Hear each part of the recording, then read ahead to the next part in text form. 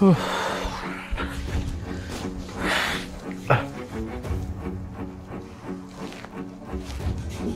ব্যাপার, তোমার কি শরীর খারাপ?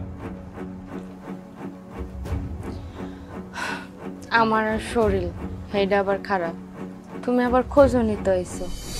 আমার শরীর খারাপ কিনা সেটা যেন তুমি কি করবা, তার সাথে কও তোমার খাওন দেবো কেনা।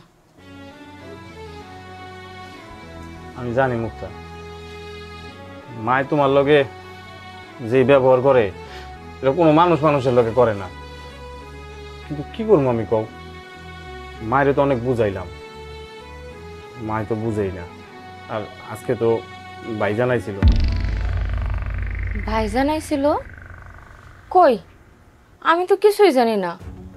আমার লাগে দেখা না করে ভাইজান চলে গেল, আমার একবার দেখতেও চাইলো না। ভাইজান তো তোমার লগে দেখা করতে আইছিল, মায় জানি কেমনে আগে খবর পাইছে। হ্যাঁ, বাসায় আইয়া তুলিরে কইছে ভাইজান আইলে জানি কয় মায় তোমার হলে ডাক্তার দেখাইতে গেছে। আর তুলিও কাঠের পুতুলের মতন ওইটাই কইছে। চিন্তা করো একবার, ভাইজান যদি জানতে পারে যে তুমি বাসায় ছিলা, ভাইজান কতটা কষ্ট পাইবে একবার চিন্তা করছো?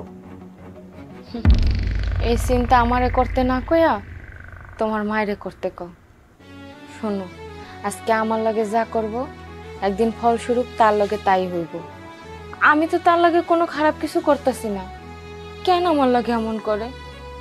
আমি একটা পোহাতি মাইয়া, আমার ভাইজান এসে আমারে দেখতে একটু দেখা করতে দিল না, অথচ তার মাইয়া পোহাতি অবস্থায় এই নাইনা রাখছে, কত সেবা যত্ন, খাওন দাওন। আমি এক পোহাতি হইয়া আর এক পোহাতির সেবা করি, নিজে নড়তে পারি না।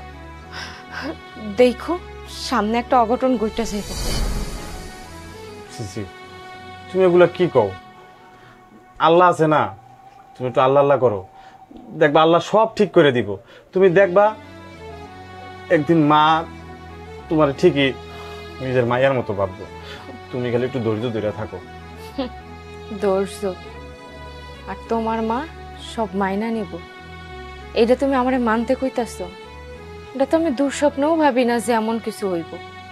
শুনো, একটা কথা কই, এই যে তোমার মা আমার লাগে এত কিছু করে না, আমি খালি কি জানো তোমার দিকে চাইয়া সবকিছু মাইনা নেই।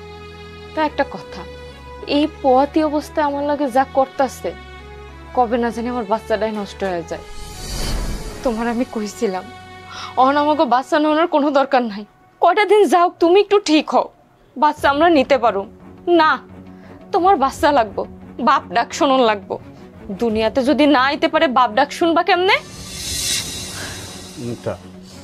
তোমার আল্লাহর দোহাই লাগে, আমাকে বাচ্চা নিয়ে তুমি উল্টাপাল্টা কিছু কইও না। আমি তো কইলাম তুমি আল্লাহ আল্লাহ করো, আল্লাহ তো আছে, আল্লাহ আছে না, আমাকে বাচ্চা ঠিকই সুস্থভাবে হইব। তুমি খালি একটু ধৈর্য ধরে থাকো, আর আমি দেখি মায়েরে বুঝাই। ঠিক আছে, তুমি যাও, আমি আইতাছি, তোমার খাওন দিতেছি। তোমার আওয়া লাগবো না, তুমি রেস্ট করো, আমি নিজের খাওন নিজেই লয়ে খাইতেছি। সারাদিন তো তুমিই খাটো, গাদার মতন খাটো, তুমি এখন একটু রেস্ট করো, আমি যাইতেছি।